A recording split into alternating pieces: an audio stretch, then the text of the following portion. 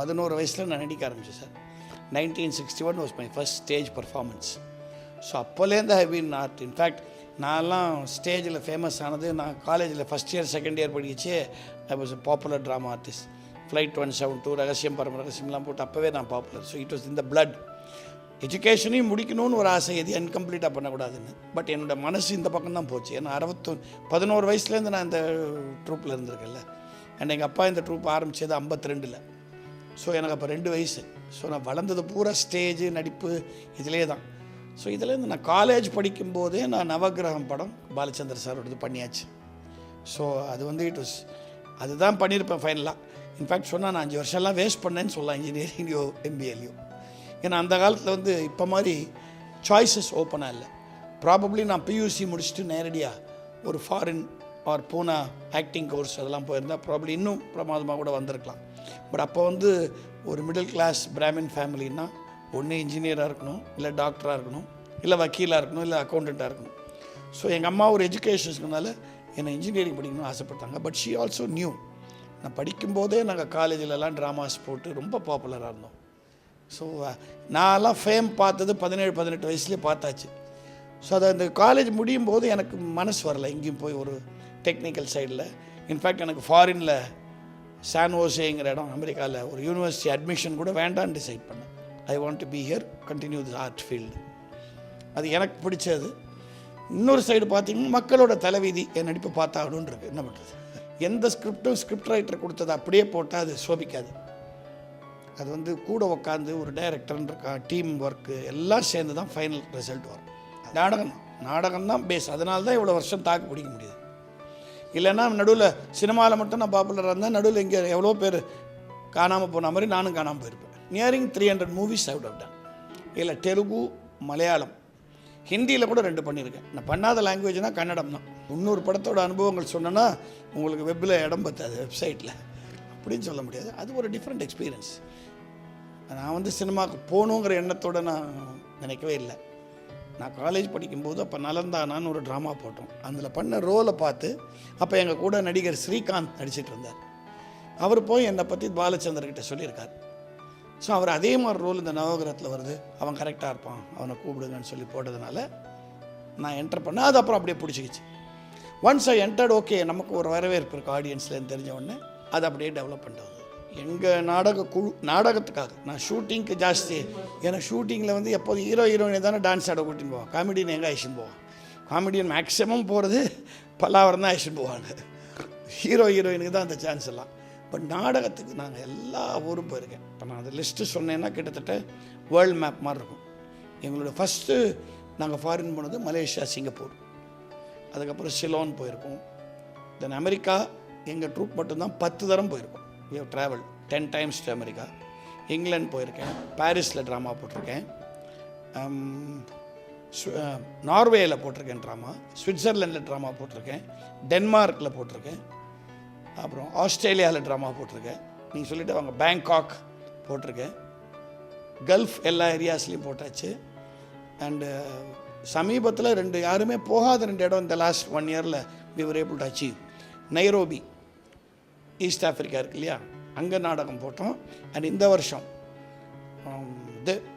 Tokyo, அங்கே தமிழர்களுக்கு நாடகம் போட்டு வந்துடும். ஸோ கிட்டத்தட்ட எல்லாம் கவர் பண்ணியாச்சு. தான் மறக்க முடியாத அனுபவங்கள் ஒன்று கொஞ்சம் எங்களுக்கு ரிஸ்க்கான அனுபவம் இருந்ததுன்னா, எங்களோட வந்து ஒரு ட்ரிப்பில் ஒரு ஆர்டிஸ்ட் அங்கே இறந்து போயிட்டார்.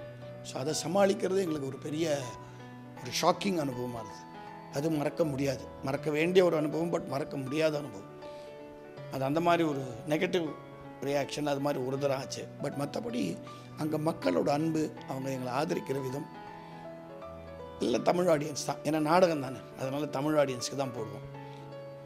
அவங்களுக்கு வந்து இந்த காமெடி ரொம்ப பிடிக்கும் அந்த ஊரில் எல்லாருக்குமே. அண்ட் எங்கள் நாடகங்களில் எப்போதுமே வெறும் ஜஸ்ட்டு ஜோக் அடிக்கிற நாடகமாக இருக்காது. அதில் ஒரு கதை அம்சத்தோட ஒரு பேக்ரவுண்டோடு இருக்கும். ஸோ அதை சேர்த்து கொடுக்கும்போது அது உங்களுக்கு ரொம்ப ரொம்ப வரவேற்பு. எல்லா இடத்துலையும் எங்களுக்கு நாடகம் நல்ல வரவேற்பு. இன்ஃபேக்ட் எல்லா இடமும் திருப்பி மலேசியா, சிங்கப்பூரில் 5-6 தரம் போயாச்சு. சிலான் 2-3 தரம் போயிருக்கேன். யூரோப்பே 2-3 தரம் போயிருக்கேன்.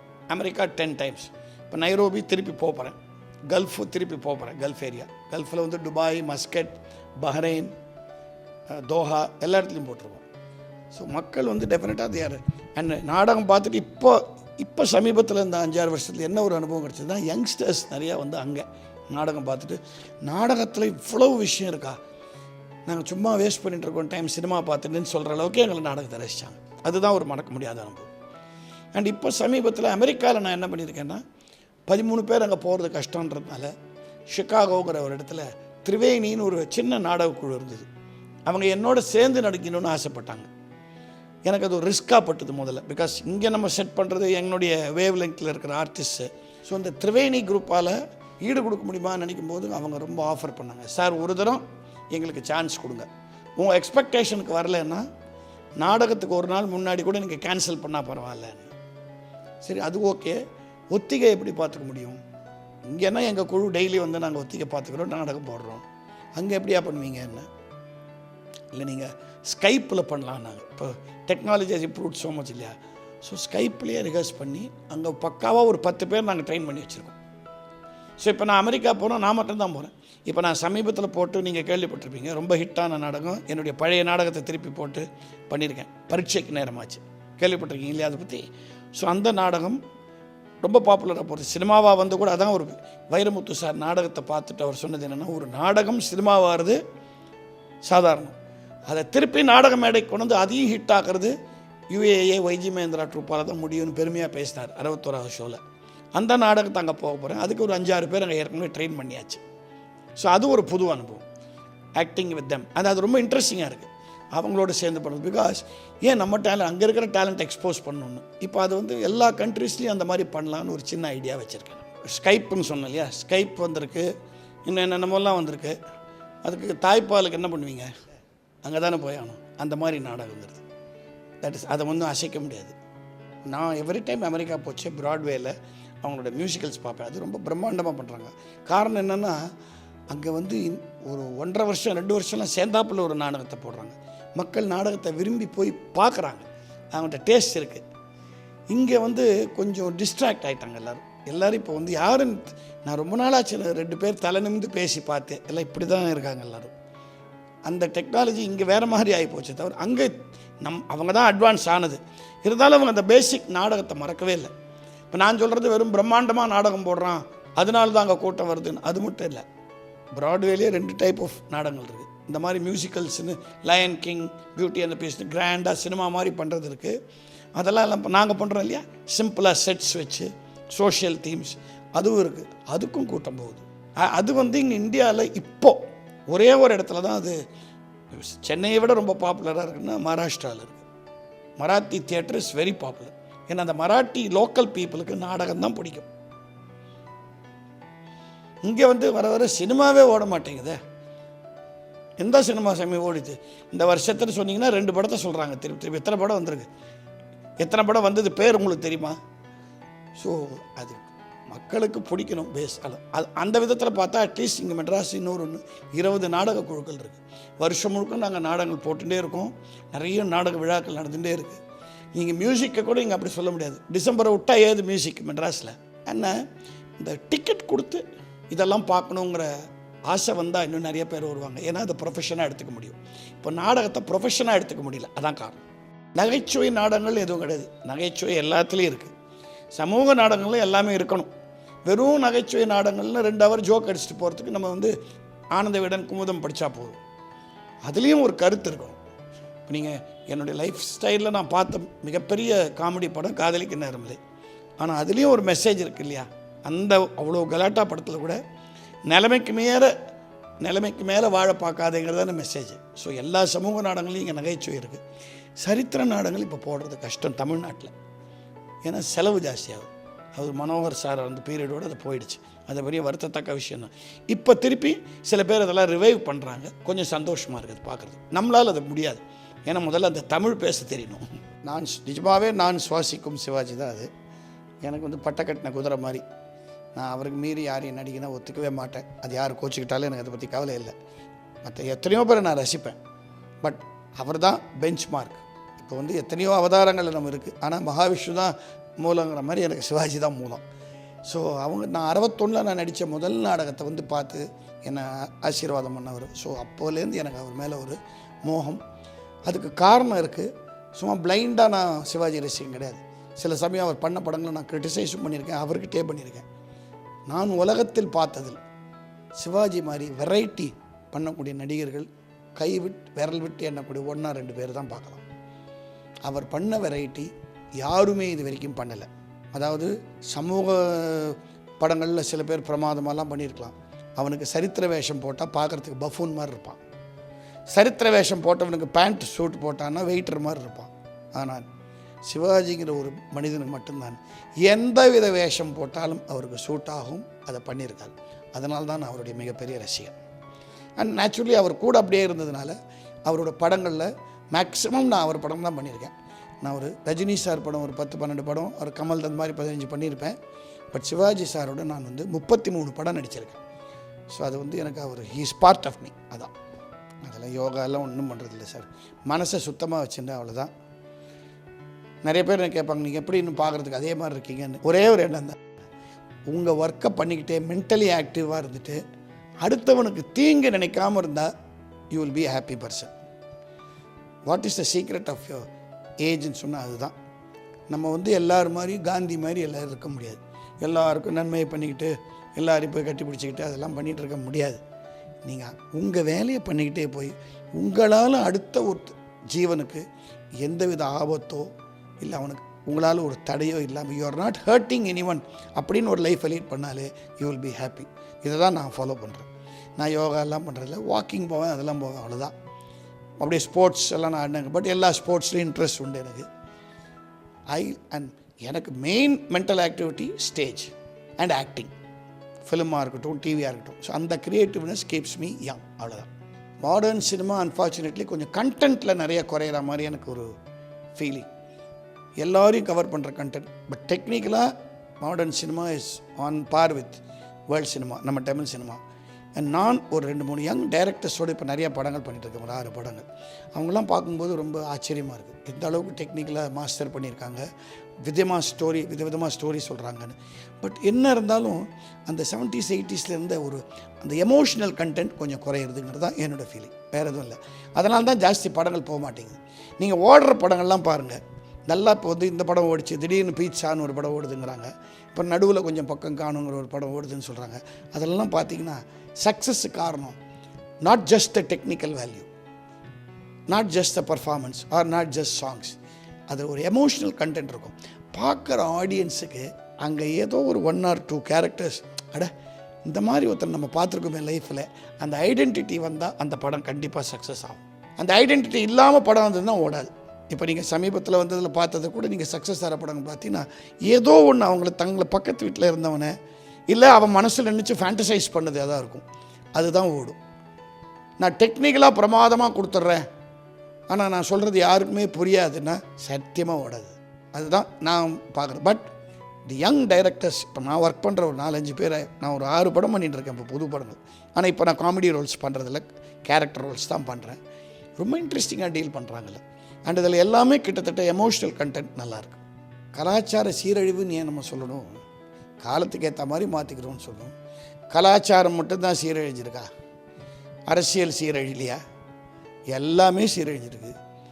அப்பா அம்மா ரிலேஷன்ஷிப் முன்ன பசங்கிட்ட இருந்த மாதிரி இப்போ இருக்கா? அப்பா தனியாக அம்மா தனியாக பசங்க தனியாக தான் இருக்குது. ஸோ டைம்ஸோடு எல்லாம் சேஞ்ச் ஆகிட்டுருக்கு. நான் காரணம் என்ன சொல்லுவேன்னா, இப்போ நிறைய பேரண்ட்ஸு பசங்களோட டைம் ஸ்பெண்ட் பண்ண முடியல, அது ஒரு முக்கியமான காரணங்கிறத நான் சொல்லுவேன். நம்ம காலத்துலலாம் எங்கள் காலத்துலலாம் எனக்கு முன்னாடி காலத்துலலாம் அப்பா அம்மா நிறைய எங்களோட டைம் ஸ்பெண்ட் பண்ணாங்க. அவங்க பார்த்த நல்ல விஷயத்த எங்ககிட்ட வந்து சொல்லி, இதை பாடுறா, இப்படி தான் நீ டேஸ்ட்டை வளர்த்துக்கணும்னு எங்களுக்கு கரெக்டாக சேனலைஸ் பண்ணி விட்டாங்க. இப்போ அந்த time between parents and children கிடைக்கிறது இல்லைங்கிறது என்னுடைய ரொம்ப ஆழமான ஒரு அபிப்பிராயம். அண்ட் இன்னொன்று, இந்த தாத்தா பாட்டியோடு இருக்கிறது, அதெல்லாம் இப்போ ரொம்ப கம்ப்ளீட்டாக போயிடுச்சு. நான் பார்க்குற பல வீடுகளில் ஹஸ்பண்டு ஒர்க்கு, ஒய்ஃப் ஒர்க்குன்னு பையன் தனியாக வேலைக்காரரோட பொண்ணுங்க தான் இருக்கான். அப்புறம் ஈவினிங் வந்து தான் ஏதோ கொஞ்சம் நேரம் மீட் பண்ணுறான், அவனுக்கு டியூஷன் 10,000 கோர்ஸுக்கு அனுப்பிச்சுட்றாங்க அவனை. அது எங்கேயோ அந்த ஒரு லிங்க் இந்த ஃபேமிலி மிஸ் ஆகிறதுனால தான் நீங்கள் நினைக்கிற அந்த சீரழிவுங்கிறது இப்போ இருக்குதுன்னு நான் நினைக்கிறேன். நான் நாடகம் 52 எங்கள் அப்பா ஆரம்பித்த ட்ரூப்ஸ் ஆகிறது, யுனைடெட் அமெச்சூர் ஆர்டிஸ்ட். பெருமையோடு சொல்லணும்னா நான் அஃப்கோர்ஸ் ஃபாரின் ட்ரிப்ஸை பற்றி சொன்னேன். இன்னொன்று, அநேகமாக இந்தியாவில் 63 வருஷமாக தொடர்ந்து நாடகம் போட்டுட்ருக்கிற ட்ரூப் எதுவும் கிடையாது. பல பேர் 50 எல்லாம் சொல்லிக்கிறாங்க. ஆனால் நடுவில் 10 வருஷம்லாம் அவங்க ட்ராமாவே போட்டதில்லை. இப்போ திடீர்னு 50 அப்படின்னு ஒரு கணக்கு மட்டும் சொல்கிறாங்க. நாங்கள் அப்படி இல்லை. 52 ஆரம்பித்து இன்னி வரைக்கும் 65 ட்ராமாஸ் நாங்கள் புதுசாக ப்ரொடியூஸ் பண்ணியிருக்கோம். இப்போ நான் ப்ரொடியூஸ் பண்ண போகிறது ஜூன் மாதம் 20ஆம் தேதி என்னுடைய இந்த குழுவோட 65வது தயாரிப்பு. ட்ராமா டைட்டிலே இன்ட்ரெஸ்டிங்காக இருக்கும். சொப்பன வாழ்வில்னு பேர். அதுக்கு ஒரு சைக்கலாஜிக்கல் த்ரில்லர், ஒரு இன்னசென்ட் கேரக்டரோட லைஃபு ஃபுல்லாக காமெடியோட பட் சின்ன ஒரு சைக்கலாஜிக்கல் த்ரில்லோட இந்த கதையை சொல்லியிருக்கோம். கோபு பாபுங்கிறவர் தான் ரைட்டர். நான் எங்கள் குழு டைரக்ட் பண்ணியிருக்கேன். அதை நான் அஃப்கோர்ஸ் நான் டைரக்ஷன், என்னுடைய ட்ரூப் ஆர்டிஸ்ட் பூரா அதில் நடிக்கிறாங்க. ஹீரோயின் மட்டும் ஒரு பாப்புலர் டிவி ஆர்டிஸ்ட் இதில் நடிக்கிறான். யுவஸ்ரீன்னு சொல்லி ஒரு ஆர்டிஸ்ட் நடிக்கிறான். 52லேருந்து இன்னி வரைக்கும் இருக்கிறது நான் ஒருத்தன் தான் இருப்பேன். பட் எனக்கு அடுத்தது மோஸ்ட் சீனியர் மெம்பர் இன்னும் நடிச்சிட்டு இருக்கான்னு சொன்னால் நம்ம ட்ரூப்பில் கொஞ்சம் ஷார்ட்டாக இருப்பார். சுப்பினின்னு எல்லாருக்கும் தெரியும். அவர் அருணாச்சலம் படத்தில் கூட நடித்தார். அவர் வந்து 71லேருந்து என் கூட இருக்கார் இந்த ட்ரூப்பில். இஸ் த சீனியர் மோஸ்ட் இப்போ இருக்கிற ட்ரூப்பில். 52லேருந்து நடித்தவங்க நிறைய பேர் இல்லை. பட் இந்த ட்ரூப்புக்கு என்ன பெருமைன்னா, ஒரு காலத்தில் சினிமாவில் இருக்கிற டாப் ஹீரோஸ் எல்லாம் இங்கேருந்து வந்தவங்க தான். நம்ம முதல்வர் ஜெயலலிதா அவர்கள் இந்த ட்ரூப்பில் நடிக்க ஆரம்பித்தவங்க. அவங்க அம்மா சந்தியா, சித்தி, வித்யா இங்கே நடிக்க ஆரம்பித்தவங்க. சோ இந்த ட்ரூப்பில் தான் நடிக்க ஆரம்பித்தார். நாகேஷ் இந்த ட்ரூப்பில் நடித்தார். ராகினி அண்ட் சுகுமாரி இங்கேருந்து வந்தவங்க தான். எழுத்தாளர்கள்லாம் நாங்கள் உருவாக்கின எழுத்தாளர்கள் வியட்நாம் வீடு சுந்தரம், மௌலி, விசு, வெங்கட், இன்னும் நிறைய பேர். மௌலி, விசுவே நடிகர்களானது எங்கள் ட்ரூப்புக்கு வந்து தான். ஸோ இது வந்து பெரிய பாரம்பரியமிக்க ஒரு ட்ரூப்புங்கிறத பெருமையோட சொல்கிறேன். இப்போது எனக்கு அப்புறம் என் டாட்டர் மதுவந்தி அவள் தனியாக ஒரு ட்ரூப் வச்சு நடத்திட்டுருக்காள். இதை கட்டி நான் இன்னும் இருக்கிறதுனால அவள் ஆன் ஹர் ஓன் ஒரு ட்ரூப் வச்சு நெக்ஸ்ட் ஜெனரேஷன் ஆஃப் ஆர்டிஸ்ட்டை வச்சு அவள் ட்ராமா போட்டுட்ருக்கா. So it is continuing. And என் சன்னும் கலைத்துறையில் தான் இருக்கான். இப்போ நான் இன்றைக்கி எடுக்க முடியாத முடிவை என் பையனை பண்ண சொன்னேன். அவன் வந்து ஸ்கூல் ஃபைனல் முடித்தவொடனே லண்டனில் போய் டைரக்ஷன் கோர்ஸ் 3 years டிகிரி பண்ணிட்டு வந்தான். He is now running is own post production studio. புது யுகமில் வந்து நாயன்மார்கள்னு ஒரு சீரியல் அவன் தான் டைரக்ட் பண்ணான். இப்போ ஜி தமிழில் ஒன்று பண்ண போகிறான். And is also going to produce a film. Is a line producer. அவன் is running a studio on his own. So இப்போ நவ் த ஹோல் ஃபேமிலி கலைத்துறையில் தான் இருக்குது. அஃப்கோர்ஸ் என் டாட்டர் அவளுக்கு ட்ராமாங்கிறது ஹாபியாக வச்சுருந்தாலும் நான் எனக்கு ப்ரொஃபஷன் ஆகிடுது. அவளுக்கு அது hobby. She runs a school. அந்த விதத்தில் அவங்க பாட்டி மாதிரி. She runs a international school, calibre international school. So எல்லாம் அலைடு தான். படிப்பு கலை எல்லாம் ஒன்று தானே, அந்த மாதிரி தான். Net TV for you web இந்த டிவி நேயர்களுக்கு என்னுடைய நன்றி. என்னை பற்றி நான் கொஞ்சம் ட்ரம்பட் ப்ளோ பண்ண வாய்ப்பு கொடுத்துருக்காங்க. ட்ரம்பட்டு சொல்கிறத விட என்னுடைய அனுபவங்களை கொஞ்சோட பகிர்ந்துட்டுருக்கேன். இதில் உங்களுக்கு பிடிச்சதும் இருக்கலாம், பிடிக்காமலும் இருக்கலாம். பிடிச்சதாக இருந்தால் சொல்லுங்கள். பிடிக்காமல் இருந்ததுன்னு ஏதாவது கண்டுக்காமல் இருந்திருக்கேன், அவ்வளோதான்.